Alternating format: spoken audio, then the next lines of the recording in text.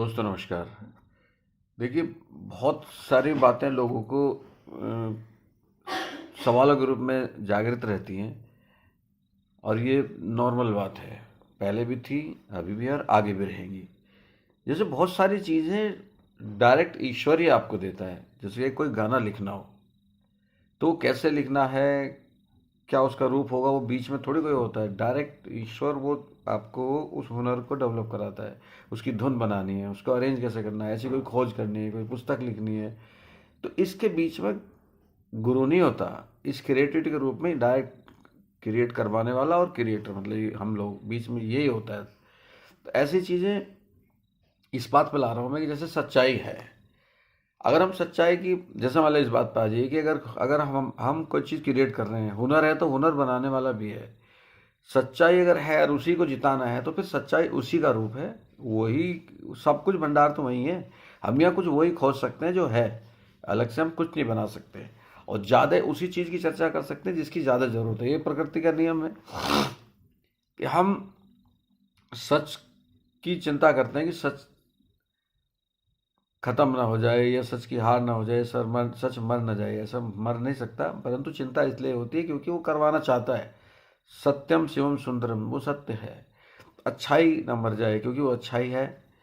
बाकी चीज़ें, जो चीज़ें हैं, जितनी भी चीज़ें, धरती आकाश वायु अग्नि जल, ये उन्होंने बना रखे हैं, ये हैं तो हैं। ऐसी सच्चाई भी है, अच्छाई भी है।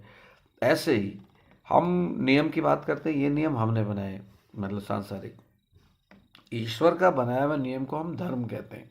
अब धर्म का मतलब ये नहीं कि विशेष धर्म, विशेष नाम से कह रहा हूँ। धर्म का मतलब ये है जो पूरी सृष्टि के संचालित रूप से, सुचारू रूप से, सही संचालन में जो मदद करे, उसको धर्म कहते हैं। जो खुद धर्म को खुद ईश्वर भी कहते हैं।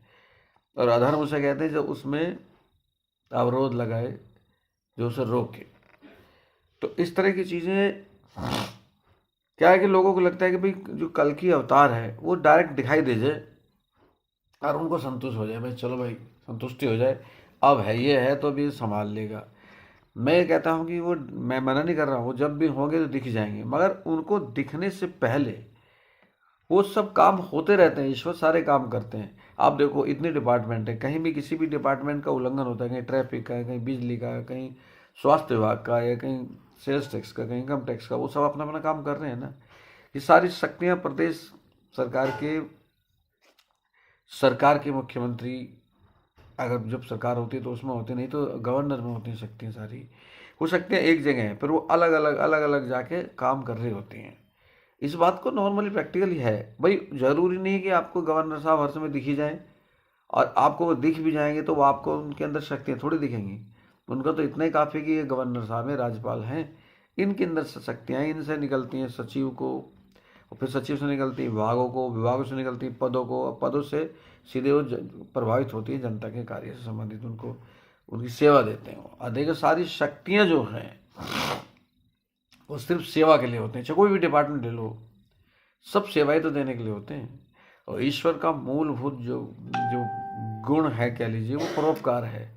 कितनी सारी चीज़ें हैं, धरती आकाश वायु अग्निजल, और भी बहुत सारी चीज़ें देने के लिए हैं।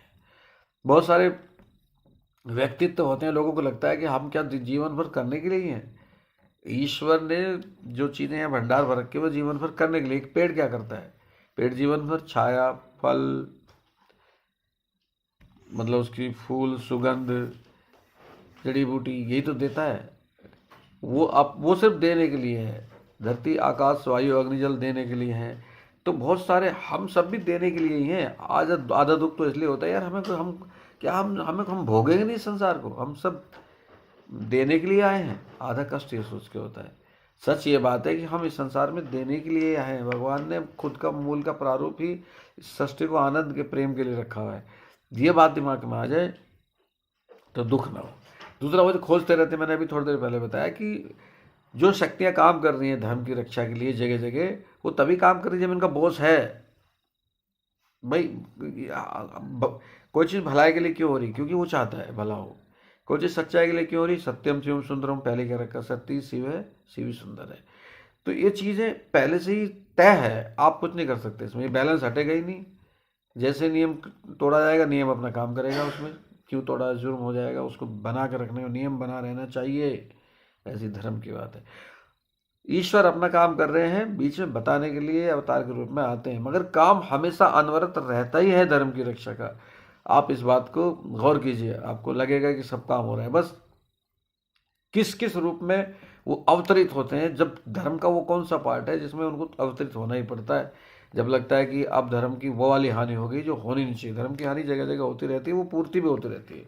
हमारे अलग अलग डिपार्टमेंट नहीं है, जहाँ कोई नियम तोड़ा उसका नियम का अनुपालन करवा दो, अनुउल्लंघन होते हैं अनुपालन करवा देते हैं। बैलेंस जरूरी है। तो प्रकट हर समय कोई बहुत बड़ा अधिकारी द्वारा थोड़ी करता है, बहुत बड़े अधिकारी तभी प्रकट होते हैं जब बड़ा कोई बात हो जाती है। वैसे ही अवतार के लिए भी है, वो तभी प्रकट होते हैं जब बहुत बड़ी बात हो जाती है, जब उसकी आवश्यकता हो जाती है। दोस्तों कैसा लगा वीडियो, कमेंट करके जरूर बताइए।